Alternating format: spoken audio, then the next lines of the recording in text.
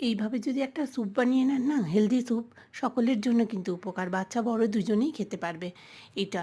আমি বানিয়েছি এখানে, একটু রেডি ডাল ছিল, মুসুর ডালই নেবেন কিন্তু, অন্য কোনো ডাল দিয়ে কিন্তু স্যুপটা ভালো লাগে না।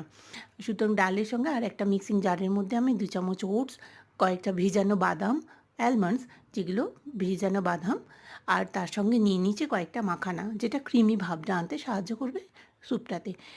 মাখানাটাকে একটুখানি ড্রাই রোস্ট করে নেবেন, নিয়ে তারপর মিক্সিং জারে দেবেন। তাহলে ওটা গুঁড়ো হয়ে যাবে সহজেই। গুঁড়ো করে নিয়ে একটা জল দিয়ে পেস্ট বানিয়ে নিন।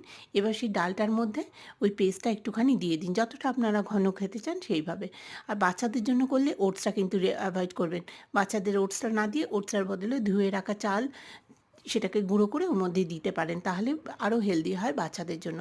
বড়রা কিন্তু এইটাই খেতে পারে। বয়স্ক মানুষ যারা, তারাও কিন্তু যারা চিবিয়ে খেতে পারেন না, তাদেরকেও এইভাবে যদি স্যুপটা বানিয়ে দেন, এর সঙ্গে কিছু মিক্সিং জারের মধ্যে কিছু বিনস, গাজরও দিয়ে দিতে পারেন, দিয়ে একসাথে পেস্ট বানিয়ে খেতে দিন। বড়দেরও খুব হেলদি হবে।